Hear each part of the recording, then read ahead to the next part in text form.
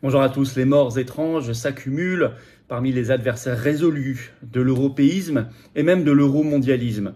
Même si c'est particulièrement marqué parmi les adversaires de l'Union européenne, de vrais adversaires, attention, hein, et de l'euromondialisme en général, parce que ça frappe aussi des gens qui sont contre la guerre en Ukraine, contre l'OTAN, contre l'État profond américain, contre le traité pandémie de l'OMS, contre cette politique qui veut mettre la main sur nos libertés, sur la paix et sur notre souveraineté nationale, notre souveraineté de peuple.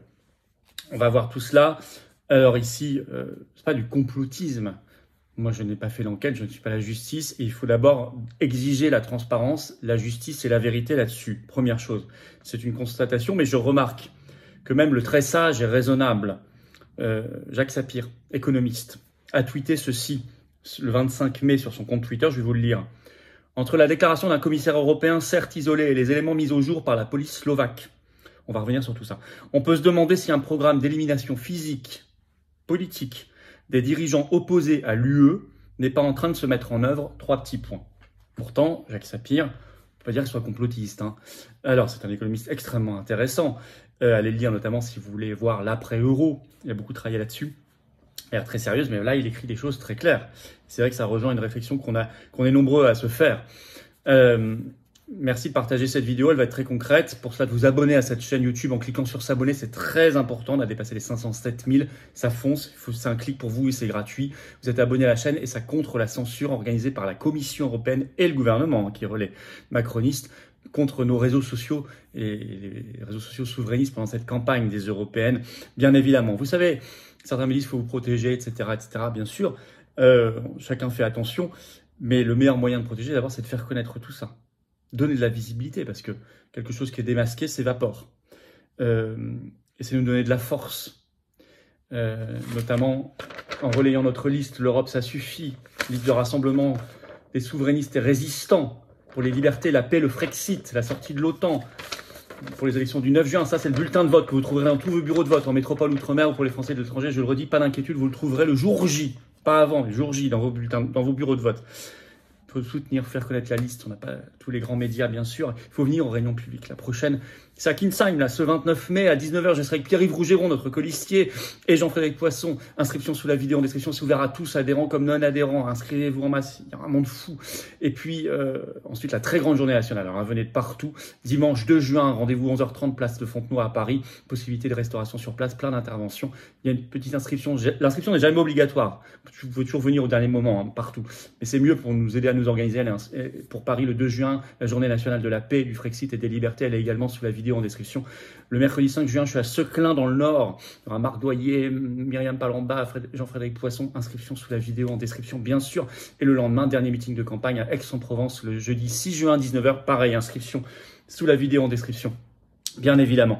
Et évidemment, je vous attends, patriotes, voilà, pour nous aider justement dans ce combat difficile, de plus en plus peut-être périlleux. Eh bien, adhérez, venez dès maintenant, réadhérez ou faites un don au mouvement. Tous les liens, c'est les 2 premiers liens sous la vidéo en description pour le faire. Ces liens sont dès maintenant également sur les-patriotes.fr. Et vous trouverez également le lien pour l'action collective contre Ursula von der Leyen. Ça y est, tout est expliqué. Vous allez sur Pfizergate. Je vais vous faire une vidéo spéciale, petite vidéo spéciale que je vais mettre sur tous les réseaux, très courte, sur ce Pfizergate, mais je vous l'avais annoncé. Il y a une version pour les adhérents, une version pour les non-adhérents, et vous pouvez soutenir ou rejoindre la version adhérent en adhérant entre-temps ou réadhérant aux Patriotes. Je vous mets le lien Pfizergate sous la vidéo en description. Vous lirez tout est expliqué, mais allez voir mes vidéos que je vais mettre sur les autres réseaux sociaux. Alors, les morts étranges s'accumulent parmi les adversaires de l'Union européenne et du mondialisme. Alors, nouvelles affaires et nouveaux développements de l'affaire Fico, le Premier ministre slovaque, vous savez, victime d'un attentat par balle. Heureusement, il s'en est sorti, même s'il reste dans un état grave. Alors, en Italie, quelque chose de très important. En France, ils n'en ont pas du tout parlé, mais ils en parlent beaucoup en Italie. On le sait par le Corriere, ce 25 mai, le titre « Angelo Donato, retrouvé mort ». Il était le mari de l'eurodéputée italienne Francesca Donato. Alors, c'est un architecte. Lui-même avait été candidat à des élections récemment, je vais y revenir. Et il a été retrouvé dans sa voiture, avec du sang autour du cou et une sangle, suicidé, d'après les premières conclusions de la police. Mais vous allez voir que son épouse n'est pas du tout d'accord avec ça. Et surtout, son épouse, très connue en Italie, l'eurodéputée Francesca Donato, elle est très connue pour ses combats anti-européistes, anti-mondialistes. Je vais vous lire un premier extrait du Corriere. Elle s'est distinguée par des positions fortement eurosceptiques, opposées à la monnaie unique. Avec l'explosion du Covid, elle s'est déclarée non injectée et s'est opposée aux mesures restrictives et aux passes sanitaires. En 2021, elle était à la Liga, elle quitte la Ligue, le parti de Salvini, parce qu'ils ne sont pas assez anti-covidistes et assez souverainistes selon elle. Et son mari avait également tenté une expérience politique. En 2022, je cite, il s'était présenté aux élections régionales en Sicile sur la liste des démocrates chrétiens, mais il n'avait pas été élu. Alors elle-même a dit, c'est rapporté dans la Corriere, que son mari ne s'est pas suicidé. Alors ça vient à un moment où vous avez eu le Premier ministre slovaque Fico qui avait été victime d'un attentat par balle, 5 balles tirées, il en a reçu 4, c'était le 14 mai dernier. Et il y a des développements dans l'enquête rapportés par le très sérieux Politico ce 23 mai. Pareil en France, c'est grand silence là-dessus. Le titre, le gouvernement Judas de Fico aurait dû soutenir l'Ukraine selon le suspect de la fusillade. Et ce suspect, donc celui qui a été pris en train de tirer, mais il dit qu'il n'est pas seul. Bon. En tout cas, il a dit ça, puis il est revenu. Enfin, c'est pas très clair. Il s'appelle Cintula. Et selon un nouveau document légal cité par Politico, on apprend ses motivations. Alors, je vais vous lire un extrait de Politico. Il a dit que ce qu'il voulait principalement, c'est que, je cite, l'aide militaire soit accordée à l'Ukraine. Et il considère le gouvernement actuel en Slovaquie comme un Judas envers l'Union européenne. Alors, il a décidé d'agir. Un témoin cité par le tribunal a affirmé avoir entendu Cintula dire des choses hostiles et nocive à propos de Fico et qu'il a été dérangé par la façon dont Fico agit envers la Russie et la Hongrie, qu'il a une bonne relation, avec eux. Donc on est vraiment là au cœur des sujets les plus importants de l'euromondialisme. Alors il faut ajouter ce qui vient de se produire également. Cette fois-ci, les menaces de mort de la part d'un commissaire européen contre un Premier ministre de Géorgie. Je vous en ai parlé récemment dans le dernier direct vendredi, de la part du commissaire européen à l'élargissement Oliver Varhelyi, et le premier ministre géorgien au téléphone parle d'un chantage et d'une horrible menace. Alors le commissaire européen a dû faire un communiqué pour dire que ses propos étaient sortis de leur contexte, sauf que les propos, on va les rappeler. Tout ça est rappelé par une dépêche AFP du 23 mai. Selon le Premier ministre donc géorgien Irakli Kobadikse, un commissaire européen, donc c'est le commissaire européen à l'élargissement, à lors d'un appel téléphonique, énumérer les mesures que les Occidentaux pourraient prendre si cette loi était définitivement adoptée, la loi sur les ingérences étrangères que combat l'Union européenne, avant de lancer en référence au Premier ministre slovaque, donc Fico, récemment victime d'une tentative d'assassinat. Vous avez vu ce qui est arrivé à Robert Fico, faites très attention. Alors, le commissaire européen a beau dire c'est sorti de son contexte quand on a ce genre de phrase, contexte ou pas.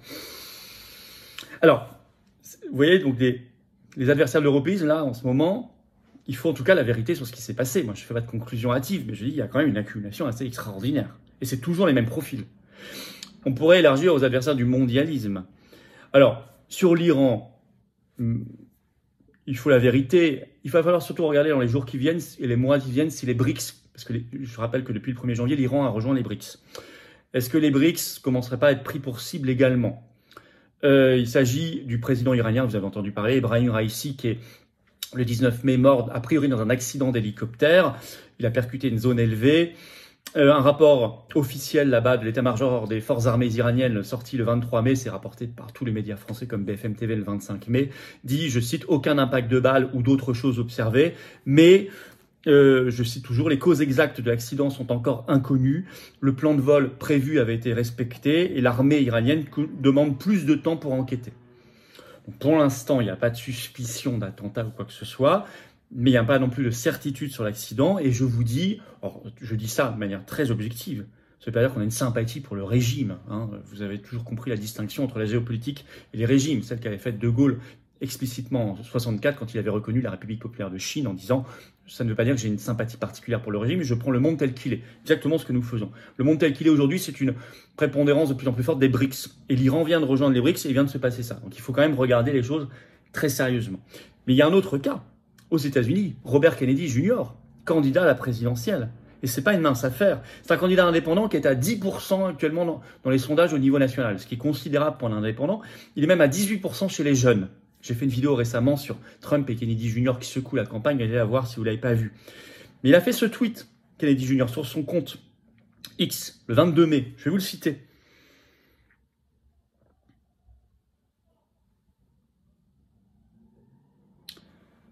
Je cite Kennedy Jr. « Les services secrets aux États-Unis, donc c'est les forces spéciales, hein, c'est pas les mêmes services secrets qu'en France, sont légalement tenus de protéger les candidats à la présidentielle et à la vice-présidence, ainsi que leurs familles 120 jours avant une élection.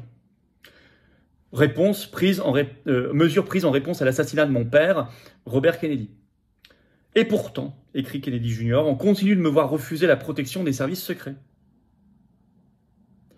Veuillez signer cette pétition exigeant que le président Biden me fournisse la même protection que celle accordée aux autres grands candidats. » Il a lancé, il y a un lien vers une pétition.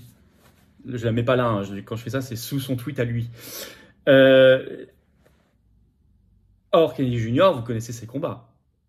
Contre la guerre pour la paix, pour la souveraineté nationale, contre les injections obligatoires, pour la vérité sur ce qui s'est passé, enfin nos combats, hein, sur le covidisme, le plus anti-covidiste des candidats. Comme nous sommes le mouvement politique le plus anti-covidiste et le plus actif dans toute cette crise. Et notre liste, l'Europe ça suffit aux urbaines, l'est clairement. Et on lui refuse, très bizarrement, et personne ne comprend très bien, une protection policière. Alors qu'il est à un niveau très élevé par ailleurs dans les sondages, et très exposé. Alors, ça n'est pas exhaustif, on aurait pu prendre d'autres exemples d'autres personnalités. Il ne s'agit pas ici de rentrer dans des théories quand on ne tient pas les tenants et les aboutissants. Vous savez que cette chaîne, elle se fonde toujours sur des sources et des éléments précis. Donc on ne va pas plus loin que ce qu'on a de manière sûre. Mais en même temps, on a le droit aussi de réfléchir et de mettre en lien les choses. Et je vous le dis encore une fois, cette liste, elle n'est pas exhaustive. On peut penser à d'autres personnalités récemment. Il faut en tout cas enquête, vérité et transparence et justice. Il faut regarder aussi s'il va y avoir d'autres cas dans les jours, les semaines, les mois qui viennent, pour voir si une tendance se dégage. Je vous le dis clairement, nous sommes aussi clairement sur ces combats pour le Frexit, la sortie de l'OTAN, la paix contre le covidisme, pour la vérité, contre la corruption. Donc on est clairement là-dedans. Ça ne nous empêchera pas de lutter et d'agir, et de le faire avec audace, panache et acharnement, comme nous l'avons fait depuis des années et des mois, et comme nous allons le faire dans les semaines, les mois et les années qui viennent, à commencer dans cette campagne des Européennes. Et bravo à tous les référents délégués militants qui collent les affiches, qui distribuent les tracts. Contactez vos référents départementaux si vous voulez aider. C'est en ce moment là la campagne officielle. Il reste 10 jours de campagne jusqu'au vendredi minuit 7 juin. Allez-y à fond. La liste des référents locaux est sur le site les-patriotes.fr dans le mouvement, et vous les contactez si vous voulez donner un coup de main. Vous êtes les bienvenus, adhérents ou pas adhérents. Voilà, c'est ça notre liste. L'Europe, ça suffit. La seule liste de rassemblement, de coalition des souverainistes et résistants. Frexit, liberté, paix. Ça ne nous empêchera pas. On ne se taira pas. Maintenant, si vous pouvez, il y a l'opération rejoignée par des attestations qui vont aider à donner du poids à notre plainte collective contre Ursula von der Leyen dans le Pfizergate, l'histoire des SMS. Et je vous mets un lien sous la vidéo en description. Tout est expliqué. Il y a une attestation. Il faut imprimer avec une photocopie de votre carte d'identité que vous nous envoyez à l'adresse. Il y a une spéciale adhérent, une spéciale non-adhérent. Vous pouvez rejoindre celle qui est spéciale adhérent si vous adhérez maintenant aux Patriotes par ailleurs. On ne garde pas les données personnelles, tout est expliqué. Nous, je remettrai tout au juge. Faites-le avant le 5 juin, je remettrai tout au juge. Bientôt. Juge d'instruction belge. Et ça va être un gros problème pour le parquet européen, ce que vous allez faire, ce que nous sommes en train de faire là et d'organiser. Le lien pour le Pfizergate est sous la vidéo en description, comme les liens vers toutes nos réunions publiques, à commencer par Kinsheim ce mercredi 29 mai en Alsace, 19h. Inscrivez-vous, venez, très nombreux, gros meeting, j'y serai avec plaisir, ouvert à tous, c'est sous la vidéo en description, bien sûr. Et je vous attends, patriotes, voilà, j'ai besoin de vous. Il faut venir maintenant. Vous voulez nous aider, justement, face à toute cette mafia euromondialiste, à nous libérer pour nous, nos enfants, nos petits-enfants, aller vers un avenir de bonheur, de liberté, de paix, de justice, de grandeur, de prospérité, de sécurité, de liberté, de souveraineté, de dignité. Adhérez au Patriote, le plus grand mouvement souverainiste. Reprenez votre adhésion annuelle, ça n'est plus à jour dès maintenant. Faites un don au mouvement pour nous aider à financer les européennes, nos actions justice, nos manifs et tout le reste. Nous, on ne chôme pas, on n'a jamais chômé. Tout ça, c'est défiscalisé aux 2 tiers de vos impôts, l'adhésion, la réadhésion et le don. Et ça aide concrètement, il n'y en a pas les millions, les milliards, les banques, les médias, les copains du système, nous, non. On les a contre nous, on est anti-oligarchique, on est dans l'authentique résistance. Adhérer, réadhérer, c'est facile. Pour le faire, c'est le premier lien sous la vidéo en description. Ce lien est également en commentaire épinglé, une petite fiche maintenant sur l'écran et dans quelques secondes, un lien sur l'écran. Choisissez faire un don au mouvement, c'est le 2e lien sous la vidéo en description. Tous ces liens se retrouvent très facilement accessibles sur les-patriotes.fr. Bien sûr. Énorme bravo aux donateurs, aux réadhérents. Bienvenue aux nouveaux adhérents. Patriotes, défiscalisés aux 2 tiers, tout ça, profitez-en. Bienvenue. Vive la France.